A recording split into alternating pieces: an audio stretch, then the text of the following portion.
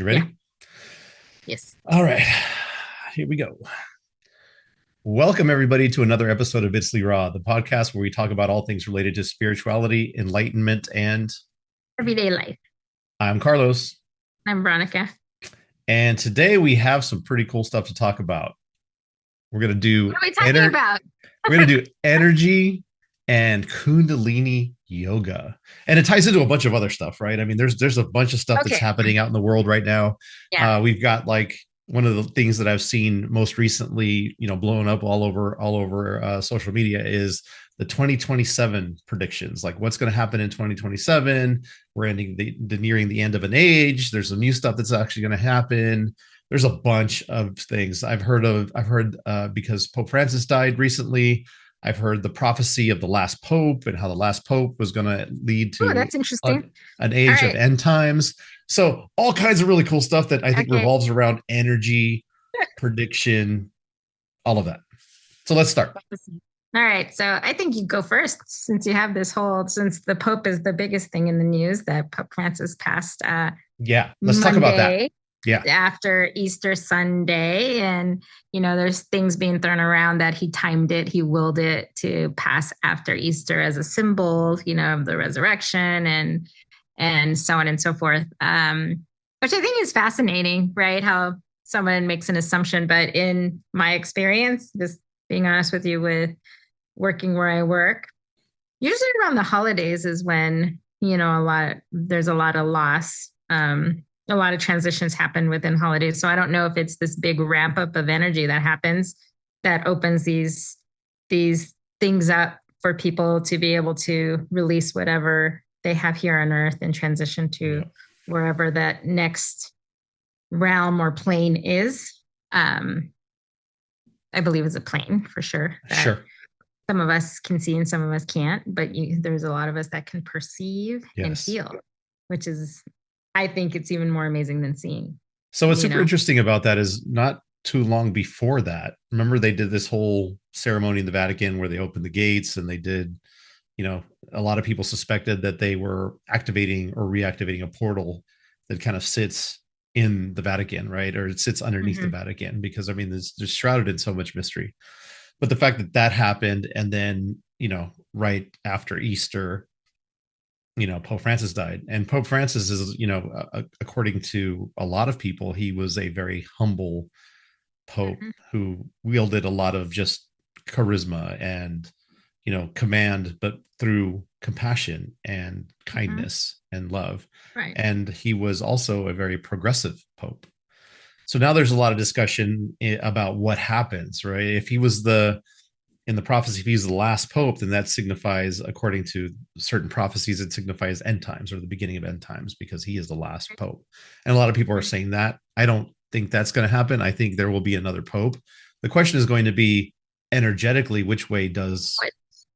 it Yes. go? Is it It go. going to go super conservative where they go back to the super staunch version Okay. of Catholicism? Or Mm-hmm. are they going to continue Pope Francis's work and bring on a pope who is energetically much more progressive and much more open and welcoming? Because I think that's going to have a huge reverberation on the energy of the planet, whichever Oh, direction yeah. that goes. And I think that's why it's taking a long time for them to actually decide on who the pope is going to be. Some people are saying it's that they want it to be an Italian pope, somebody who's much Mm-hmm. more, a little more on the let's go a little more centric.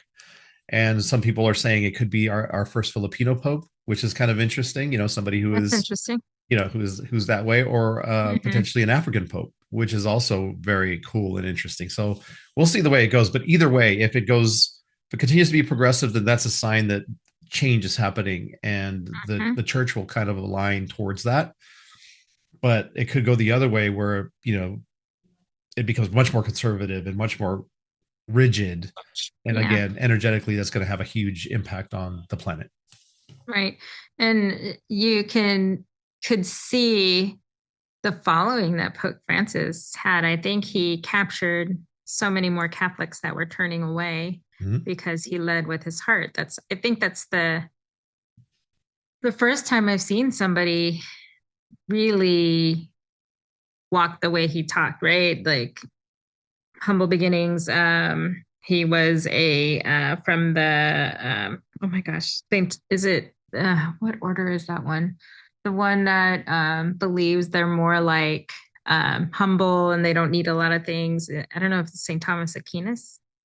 I can't my I'm my Was Catholicism's he a kind of France like was he a gone. France he wasn't a Franciscan, right? No, The no, Franciscan no, no, order? no, no, no, no. He was like almost close to being like a hermetic order. Okay. Because what's really interesting that you Which say kind of that is froze me.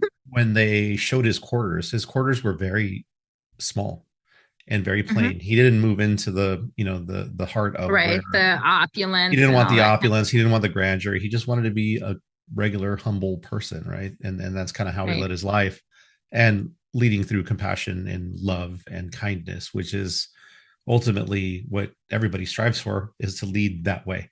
So I think that, you know, it was his time. I think that it was time for him to move to whatever the next plane was, or the next incarnation was, having done something badass like that on this planet. So, Jesuit. He was the oh, the Jesuit. Jesuit. Okay, he was a Jesuit, which is super cool. I'm like, wait a minute, what is it? And it was at the top of my head. And this is just an interesting point about the Jesuits. Like that's where why I was allowed to learn Reiki at the time was because there was Jesuit priests that were running the wellness center across from the children's hospital that I worked from, and they were staffed by nuns as well. And they allowed the nuns to bring in their magic, basically, and teach the mysticism. Like we were learning, they had so many classes on mysticism. The Mm-hmm. Catholic mysticism is so fascinating. A lot of those teachings that you really don't get, and the Jesuit priests allowed for that because they felt that to be well learned is important, Right, right. right? And the people need to know. And of course, you know, you have your others that within that same group that um, were not big proponents of that, but at that time that I did learn was for that reason. And you could say that was the beginning of my trajectory into more of the spiritual realm, um, but still being in the safety of Catholicism because that's what I needed to have at that moment because I was still dealing with the mother issue, the mother wound Oh issue, yeah, oh yeah. The mother um, wound is and big. the approval of the Catholic mother, Catholic Mexican mother at that, which made it a little bit more tougher. But yeah, I think that is a fascinating thing. I kind of had like a little feeling, or that it may be an African folk. That's what came across like quickly, that could be a contention, right? Someone that's Mm-hmm. contending for it. And I also made a comment. It's like, wow, this is gonna make or break the Catholic Church. That's how the feeling that I came across, that you know, if you go from one point that led with the heart and was so humble, and you could see like they were replaying some past visits of him, how he didn't like the opulence, right? He Mm-mm. liked his little fiat and those things. He was more about the people, and that's what, you know, the world needs now is to be about the people versus, you know, people that are wanting to control and be the ruling class, you And know. I think one of the things that he demonstrated was a life of service, truly Mhm. a life of service, even though he was in the highest position possible Position. for the church, Right. right? Right. And never forgetting listening to everybody, all sides of things. Mm-hmm. I think that's the other thing, and taking everything into consideration. And then similar to the Dalai Lama, right? Sure. Um, you know, taking all sides into consideration, but still going within to be able to come up with um, whatever answer you needed. So that'll be an interesting thing to see play out. I don't know when that the conclave of bishops are going to start, They already or did. cardinals. The Sorry, Cardinals, conclave of cardinals. conclave of Cardinals started already, so it's going to happen anytime soon, where they decide Right. who the Who's next going pope to is going be? to be. But it's going to be a pretty momentous decision. And I think Yeah. that, so you have, it's so super interesting. You have all of these things kind of happening, right? So you Mhm. have that, and then you have, you know, the predictions of 2027, the end of this massive age. Like you were saying, the Kali Yugas it's a big shift. Things are happening. And so it just kind of seems like there's a lot of chaos and a lot of energy out there that's kind of trying to figure out how it's going to shape what's going to happen Right. next. Right. And think about it. Anytime there's change, you have a group that doesn't want to change and the group that does want to change. So it creates these opposite polarities. And there's Yep. this big old pool that happens. So you figure there may be a vortex or something that gets created because of that. And right now we're seeing a lot of that play out, and we're seeing a lot of these types of predictions, prophecies, or sayings that are going to happen. We're now in the Aquarian age. We were in the Piscean age, and we so many things happened in the Piscean age, more about having great leaders, philosophers, religion, all those things came through in that time. But then in that time, there was also a lot of selfishness, a lot of, wanting, a lot of cruelty to get to these positions of power, and kind of almost like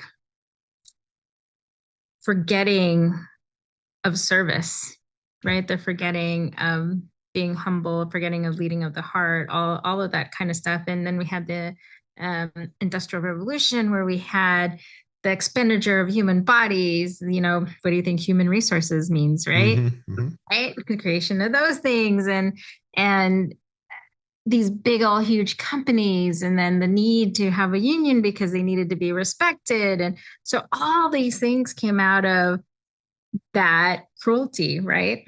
So now we're coming into this new Aquarian age, which is different, and so whenever you have a transition from one age to the next, it's not just an abrupt thing. It's kind of like a merging of both. And one tradition believes that it started in 1991, the merger between the Mm-hmm. Piscean age and the Aquarian age. And so the Aquarian age is all about innovation, technology, forward thinking, spirituality, all this kind of like outside of the box thinking. And the big question for us is, have we done enough work on ourselves to be able to take all that in and have the forward thinking, or are we going to stay stuck in the Piscean mentality? Mm-hmm. Mm-hmm. That is where it's going to lie. Are we going to be able to do that shift and fully shift into that, becoming that innovator? But then with that innovator, we also have to really work on ourselves and go within, right? Yeah. And then have this resiliency about us, because we can no longer rely on the other, right? Those other institutions or things that were created in that Piscean age to probably at some point to help us, but they no longer serve in this time frame, Hmm. because we're shifting everything. And like, look at it, all the types of jobs that they're out there now, right? There's no longer, look at what happened to Detroit, right? With when the Motor City, they completely gutted it because they no longer needed that type of service, right? Right. So those are the things that are going to start happening in this transition. So I feel that a lot of this that's happening is prep for a lot of people to start waking up. That waking up, that's what it is just Yeah. learning to use your discernment, understanding and learning how to be self-reliant, understanding that we have infinite wisdom within, and that can guide us to what we need to do, and guides us to innovation. Sitting quietly and thinking can bring great ideas, but we have to have that discernment, and we have to have worked enough on ourselves so that emotional chatter doesn't block the signal of the things that are supposed to be coming through to Right. us, to I be able think to then one of think. the things that I found very interesting, as I was reading an article about, because they were talking about the Kali Yuga ending and the new one starting, and they were talking about 2027. They were talking about the Mayan calendars. They were talking about all this stuff kind of coinciding, right? There's this big thing happening, and for some reason, 2027 is the thing. They're saying that that's the beginning, right? And within that, they were talking about how it's going from more of a collective age, where like you said, the big corporations, the industrialized massive, the unions, all of these things that were collective in nature, to a much more individualistic, where people are going to have, starting their own businesses and doing things more for themselves than for the company or the organization or the structure. So it's going to lead to a lot of innovation, a lot of change in the way society even views things. And one of the interesting things that I read was that it's heralding in a new age of people that are going to be born, that are, I heard, raver children. Just a label again, but I haven't heard that. Tell me, children what is it? these children that are going to be coming in are going to be coming in remembering. They're going to remember, Oh, okay. Yeah, right? They're I'm going to remembering. Got remember, it. and they're going to have that, and they're going to come in much more spiritually aware, and that's going to change everything. It's going to change the dynamic of things, and they're going to need help Right. as they make the transition into incarnate with that kind of awareness from the very beginning, Right. because society isn't prepared to have that. And No, so that's I going to be one agree. of those things that us, as people that are going on the journey, it's going to be up to us to kind of help usher in this new group of people that are coming in much more awake and Right. understanding of so much more, but yet not, they don't understand how to function on this planet. Right. I think that another key aspect of this new stage, age, whatever you want to call it, phase of the world is we have to teach our wisdom, right? And we have to teach our wisdom to those that are coming in. It's no longer, I'm gonna believe all what you're telling me because I know you got my back. No, it's about you, yourself, doing the teaching to your own, right? And those that you have in that are the pillar that you're holding up. Yeah. Because think about it, like by the time you're 40, 50, you have all these years in you, Yep. right, of You've experience done a in lot all of those things. things. You've done a lot of things and you've gone through so much. That mentality of yeah, eating your young, or like, yeah, I walked 2 hours in the snow and, we did it this way, go up there. Those are all teaching lessons to then have the younger generation learn. Like, teach them, don't tell them I did this. Well, just because you did this, that was in your time frame. Not this day and age, they have all sorts of different challenges now. So it is I think that's where I get frustrated when I see that happening. I also get frustrated when people don't understand why this younger generation has so much quote unquote addiction to gaming, to being online, to the virtual space. And I think it's just something you don't understand. That's the first and foremost thing. You don't understand that the way their brain works has been conditioned differently. And think about it. You start with the kids, like our kids started with the iPod, right? And then they went to an iPad, and it was mandatory for them to have these things in school. So the whole system created it. So you can't knock the kid for using those devices because that is how it was created for them. Right. So, but they're able to come up with information so fast. They're able to be very witty, very quick. Of course, there's a hindrance to a lot of that, but that's where we come in to teach them and help them merge those two things together versus just ostracizing them for not wanting to come out of their room.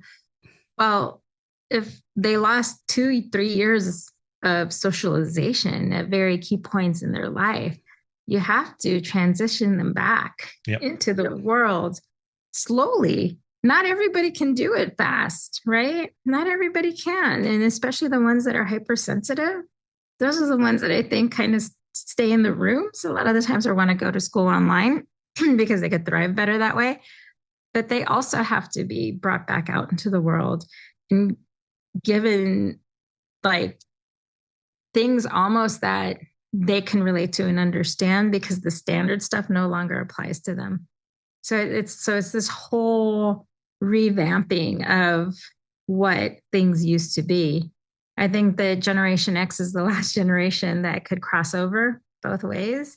So now we're into a whole bunch of other generations that are in this new way of thinking and Right. new way of living in this virtual zone. And that's why this Aquarian age is very much about technology, Right. innovation. But the forward thinking is where we may get caught in things because we still haven't let go of that Piscean age, that mentality of, oh, you know, whoever has my back. Really, do they have your back?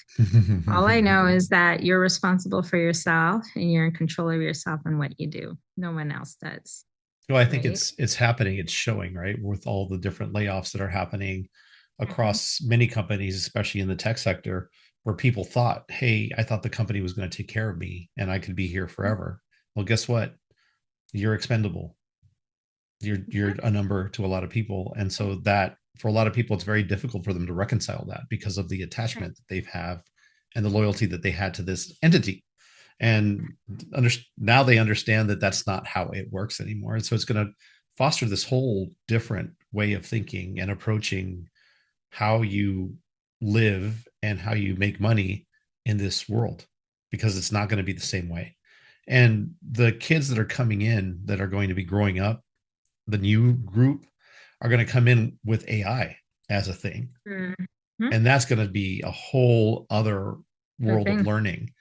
Because one of the challenges I think that a lot of people are having right now, especially with AI being early on, is that it for a lot of children, they're not learning critical thinking skills. Mhm. And maybe in the future you don't need that. Maybe, I don't Right. know, who knows, Who knows? or maybe the AI will teach you that, who knows. But how do you adapt to that world, because that's a whole different world than what Right. we currently have going on right Right. now, because AI is, it's in its infancy still, it's growing, it's It learning, is, things are but happening. it's going fast. It's Yeah, going fast. but just imagine Yeah. this new group of people being born into the world right now that are going to grow up with that as like the standard. And they will That's going be to be able to different, innovate and create and but they need to be guided. How do you advance. guide them? How do you guide them? Yep, that is Yep. where teachers come in and keeping them grounded and being able to forward think and not get stuck, right? And some, one kind of philosophy or get stuck within somebody else's conditioning of Mm-hmm. them. That's where a lot of that does come in. And then if you really think about it, this is what I've been contemplating. Like it's all about advancing the species. If you think about the 80s, right? Look at how freaking barbaric people were in the 80s and the 70s, right? 60s, 50s, and look at where we're at now. A little bit better, right? A little bit more due to technology and things that we have access to because people were able to innovate and believe in, education and so on and so forth. So it's all about evolving the species. And now we're at a critical point where there's going to be a big shift in evolution of the species because of this AI that's coming through and these new generations that are coming a little bit more advanced. And then some of them are so much more advanced that sometimes they they may not be able to be uh, quietly put completely into the vessel. Let's just call it that. And they may not have control of their vessel as well as most. So they may be becoming a little bit different. They may not be able to speak. They may not be able to, some of their senses may not be all there, but they're still able to communicate in a different way. It's just we have to be prepared for that and not ostracize them just because they're different, you Have know. you And heard, then you brought up the 80s, which is, I was reading about something really wild about the 80s, and some people believe that there was an extinction event that happened in the 80s, like I humans believe it. It was disappeared. pretty bad. and It and was. that was where the last of the, the evolution of music, all of that kind of stopped, and that's why people think that there's a gap there. Now, I haven't dug deep into it, but you should probably take a look and see, because it's wild. It's a wild theory. It's a wild theory, but I mean, who knows the way the universe works, how many different timelines we're on? Who knows? I think that was probably one of the in modern times was one of the most selfish timelines Mm-hmm. that ever has existed in this world. And I mean, all of it. Like that's where the Earth's destruction started to unfold a little bit more, and the not caring about the people anymore, and yeah, people being more crooked, but kept under the as a secret. You know, Hmm. it's, I mean, there's so many things about Crazy, that. crazy, crazy, right? But yeah, I got to do a deep dive on that. But that's how I feel that they were savages in the 80s. We'll just call it that. I'll leave it at that. Yeah, there's so it's interesting that there's so many now with social media and what's covered. There's so many people coming up with ideas and theories about spirituality, and a lot of it ties around energy. But what's really fascinating to me is a lot of people are taking older teachings and kind of like throwing a little flavor on them, especially the Gnostic teachings, right? The Gnostic teachings are like huge and making a huge comeback, Come but back. they're wrapping them around all kinds of, just modernizing them a little bit more Mm-hmm. and making them sound like super interesting and super cool. And they are, but it's wild how they're they're taking old stuff and then modernizing it for people to kind of wrap their heads around. And you're just Yeah. like, wait a minute, I read that already before. I know what that is. Right, right. For those that have done a deep dive in the old teachings, will know when somebody has just grabbed I call it armchair knowledge, because they just decided to read and then changed it. And plagiarism. I don't think plagiarism exists anymore at this point in time. No. That's gone out the door. But I also like looking at old books, like just to Mm-hmm. see, like, okay, what is the thought process at this time? This last one that I have two, which is I found a really old one called Introduction to Ascended Masters. I'm like, oh, is this where the term started?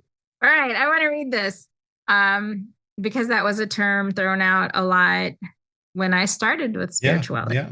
It was coined. They, Somebody coined that yeah, term. I coined it. And then they were talking about bringing in that energy of the ascended masters. I'm like, okay, where did this start? That's like always my question. Where did this start? So that's my own discernment, is wanting to know and understand and see Mm-hmm. what resonates with me. And then I went like so many rabbit holes, remote viewing, because I think Oh that yeah, that's a fascinates me, whole because other. that's like psychic mix, telekinesis, telepathy, whatever, all mixed together, of the capability of our mind, because we some people are really good at it. Some people, all of us have it. It's just how do you do it? Yeah, And so it's I went it's a into form of this. astral projection. Yeah, yeah. And it's just you're perceiving everything. So this is what it all came down to, is like, is quiet and solitude like meditation, right? Same Mm-hmm. thing. You meditate and you get these downloads, right? Mm-hmm. And they're all perceptions. But as soon as our brain starts assigning value to them, that's where the stuff gets lost, because then you start translating. So the first key is writing down all your perceptions that come through in whatever visions you're having, and then you can put context to whatever it is after. Because if you're doing it in the middle of it, then you may have a chance of your conscious self adding verbiage that shouldn't be there. Oh yeah, It's yeah, just yeah, yeah. So you fascinating. have to just like immediately after Yeah. you have like Yep. a vision, a dream, Yes. whatever, write it, Hmm. write it. And then outer body experiences, those happen, those are Yep. real, and all that stuff. But that's a whole another rabbit hole. And then I decided to look into the originators of theosophy and Mm. all those kinds of things. Because I think, or I feel that a lot of those things are going to make a resurgence again. Oh yeah, Um, absolutely, huge.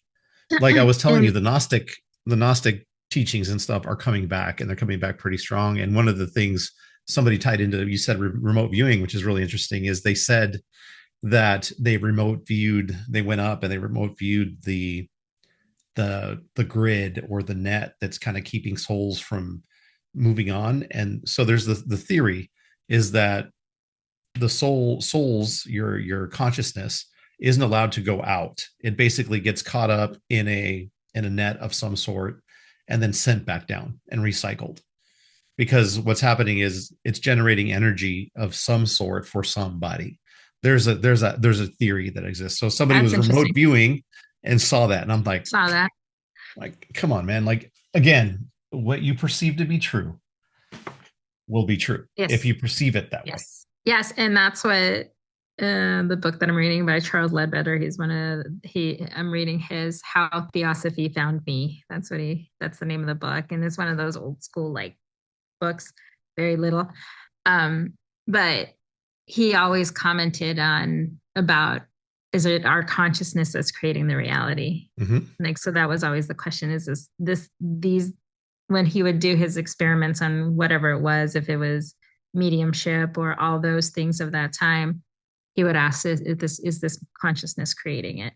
So I think that's a very good question to ask when we're using our discernment. Is this my consciousness creating this? Is this something that, you know, we intended, or whatever it is? So I think and feel that a lot of people should read those old texts, you know, Sure. if they Sure. can gather different forms of information.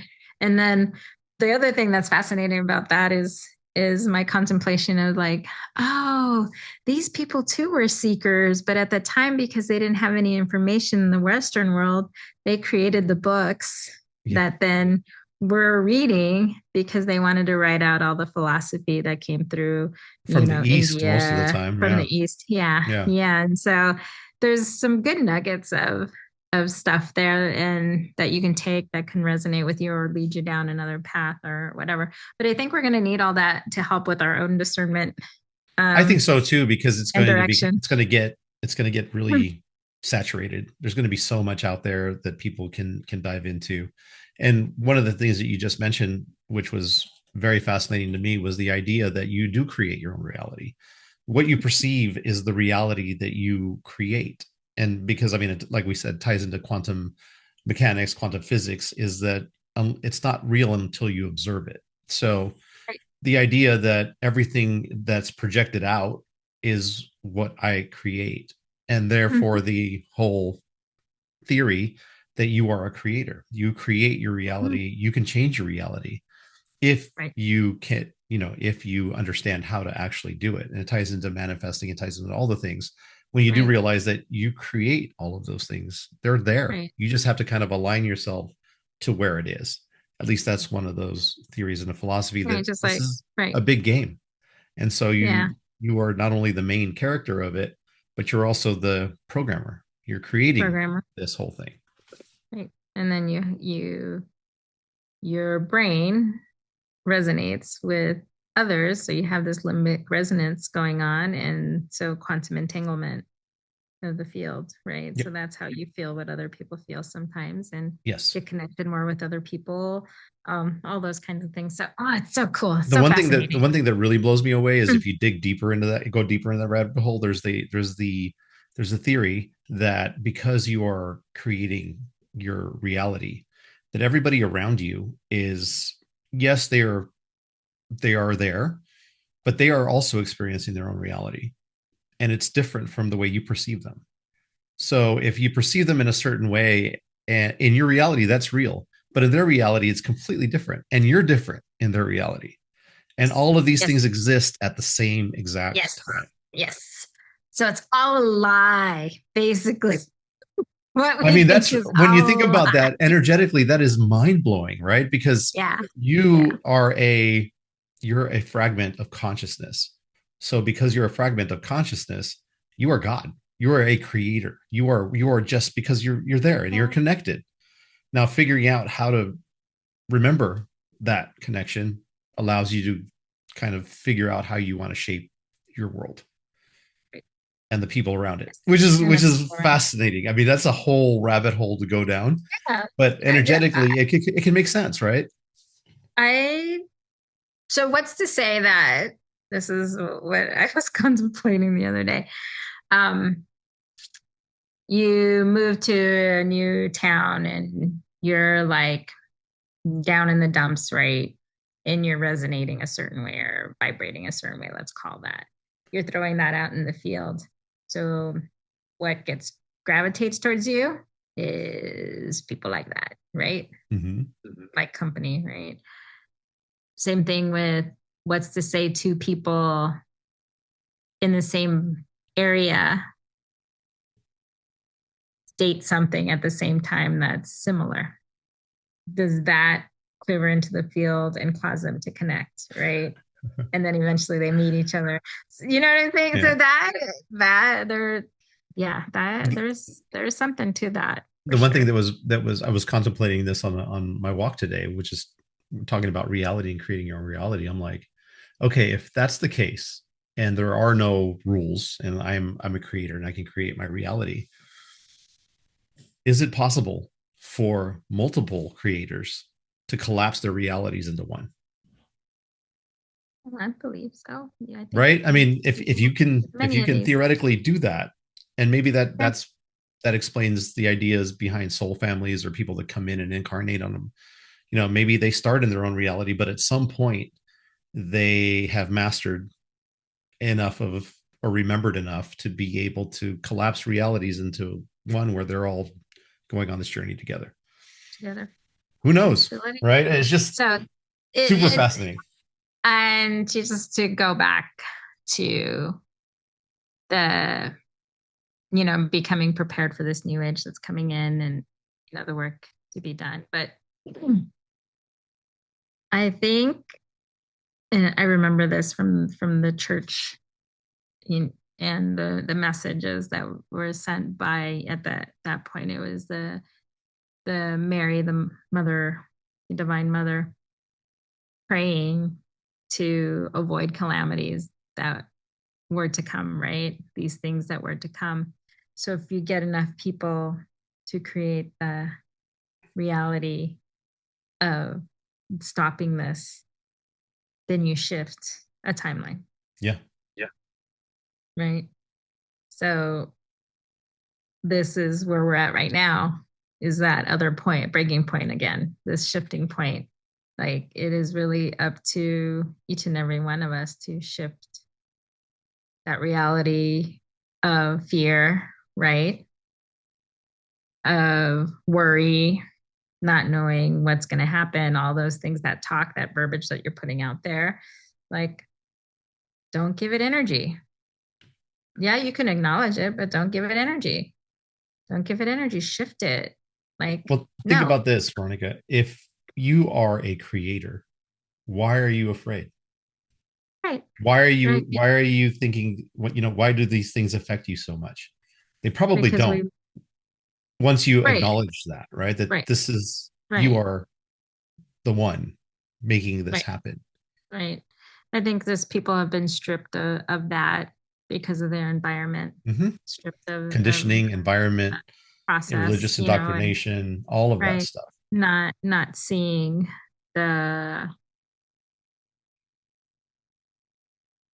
how you're aiding and abetting to that type of thinking.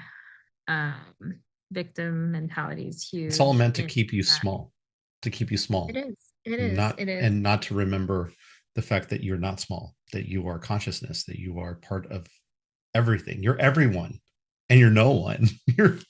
You're all.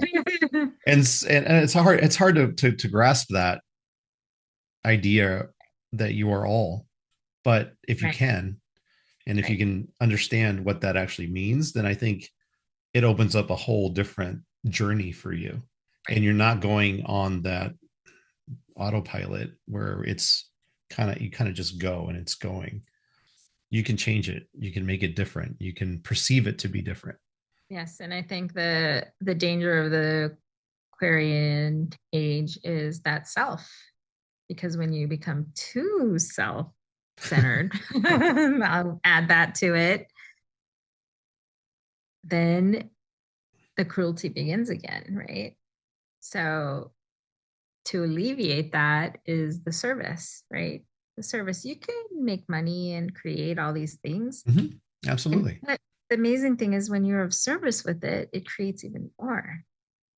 right? That creates even more because it brings that energy of compassion and love will raise it a lot more. And that business or whatever you're doing will continue to thrive because of your giving. But the moment that you clamp down and bring fear in, that's when it all kind of And I think comes into that's explodes. that's that's it's energy. You have to know how to Mhm. channel energy, emotion, all of that stuff, fear, anger, sadness, trauma, all of that is energy. And so the moment that you learn how to harness that, acknowledge it, understand it, harness it, and then, if it doesn't benefit you in any way, let it go.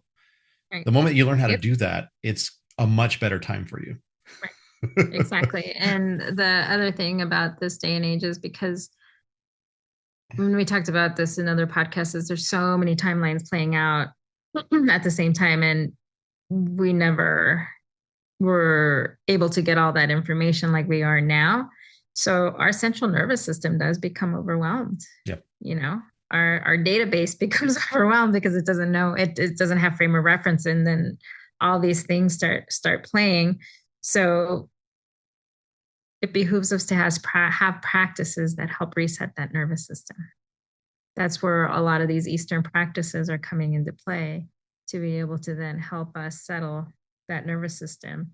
So then you can come back online and function and learn to filter things and learn how to change self to then be able to affect and cause a ripple effect down the line.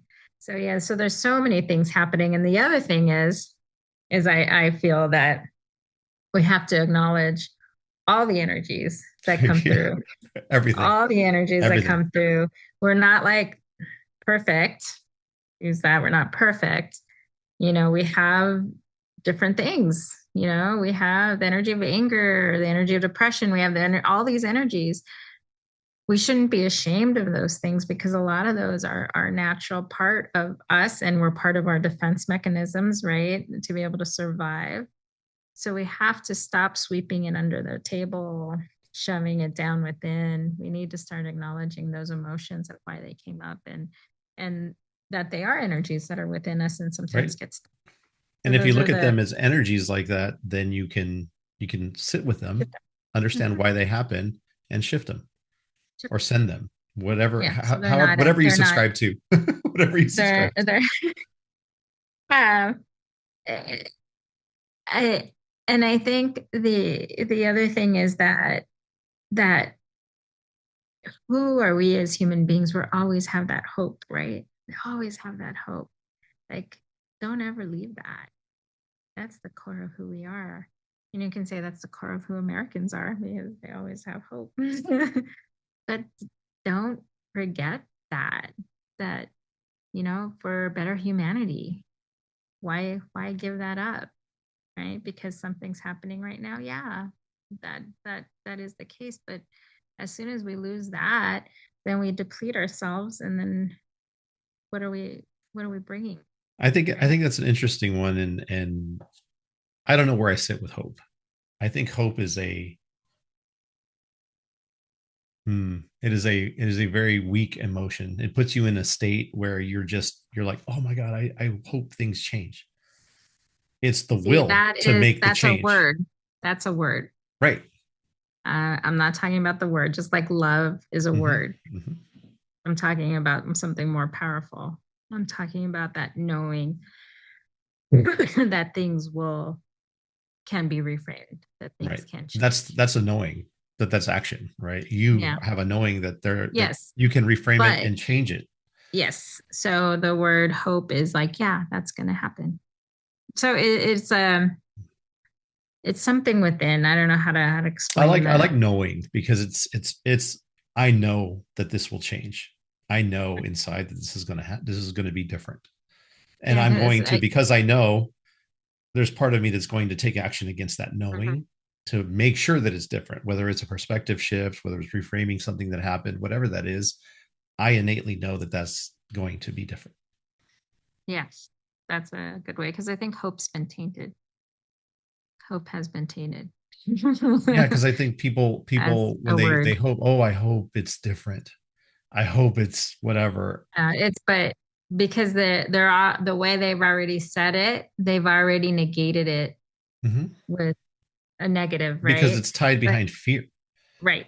So I'm talking about that real like emotion that will happen, right? And the knowing is a better word for, but it has brings that emotion too with it, that it'll take place. Yeah, we can't forget that. No, That no. that's the core of being human. And like you said, knowing is a thing, and Hmm. it's something that you have to develop. Yeah. Yeah. And let go of kind of settling yourself for the status quo, right? Yeah, because Because status quo is comforting. It's comfort. And I think yeah, that ties into the whole idea of take the leap, jump into the unknown, understand that no matter what, you're going to be fine. you will. You You will be will. fine You will. Seen it happen if you believe it. multiple times. If yeah, yeah, and not limiting And like not limiting yourself to just yeah, because this. you see once you start looking through those lenses, you realize the things that come to you that show up for you. Yeah. It's just up to you to take those doorway through, you know. And then the fear will come and you ease the fear with these practices that you Right. have learned Or and the past will come.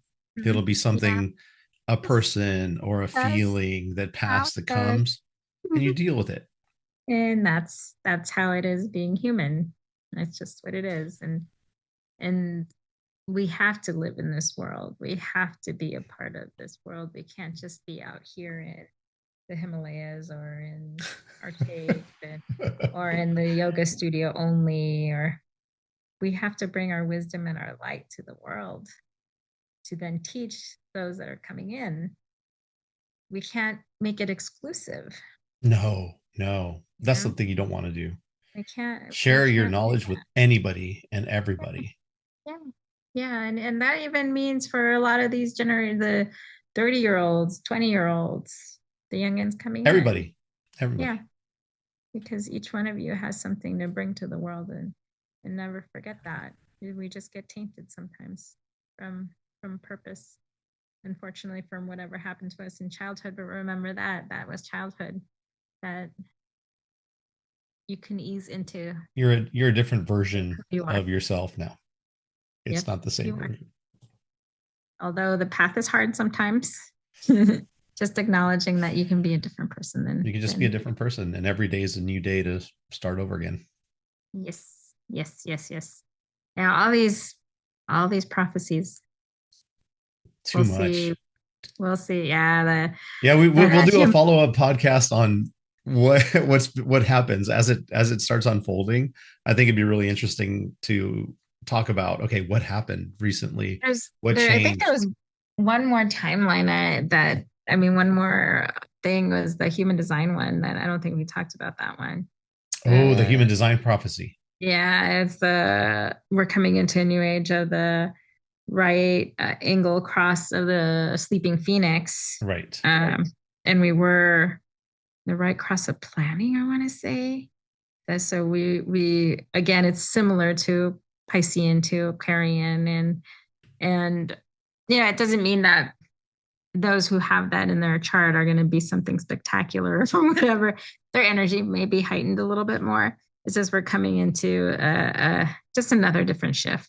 Yeah, what I read about that was the idea is to focus on your design, your own individual design, and take advantage of the things that are your strengths in that design as Yes. you go into this as we go into this age, because that's where you're going to need to lean on for that. Yeah, because we're the it's just so fascinating all that stuff that we're really leaving industry in that sense. Mm-hmm. We're Mm-hmm. leaving that industry that all of the bases that created all these buildings and whatever, right? All of that is We're kind of breaking the norms. yeah, it's no longer going to be relevant for what needs to be done in the future. Yes. So it and it's it's a hard thing to take, for people. And yeah, we're the thought of, you know, being loyal to a company forever is no longer going to be that case Mm-mm. because it's not for the species anymore. It'll be small groups of people doing incredible things. Yeah, yeah. And then if you think about it, we're kind of meant to be in small Mm-hmm. groups to be able to then focus in and hone in, to create and then, move on and create something else and keep on I think creating. it's the idea is that you'll find the people that resonate the most with you to be able to manifest something or to accomplish something. And then you'll go on and you'll find another group of people to do the same thing with. And it'd just be small groups that you develop these innovations with and you keep moving. And it's never the big entity anymore. Right, right. And I think the other thing in with human design, what it used to be was about work, worship, and your value Mm-hmm. to society, right? Because that's how you kept people under control, that you weren't valued, right? So that's really what that time frame is. And then now that is all going to shift and change. It's more our connection to ourself, and It's more energetic connection and rather than then anything else. being in touch with our emotions, Mm-hmm. really being and acknowledging those energies, because those are really what rule a lot of the times the behavior. So if we're able to harness those and come out and create some things that won't harm, it'll be amazing. So fascinating. Fascinating. All sorts of stuff. All And sorts on of good that stuff. note, we are ending the podcast. We were going to talk about Kundalini, but we can talk about that in the next podcast. This was too cool to not talk about because it's so relevant and there's so much happening right now. It's going to be really enlightening to see where it actually goes. And changes will happen. They'll start to happen pretty quickly. We'll see movements happening across the world.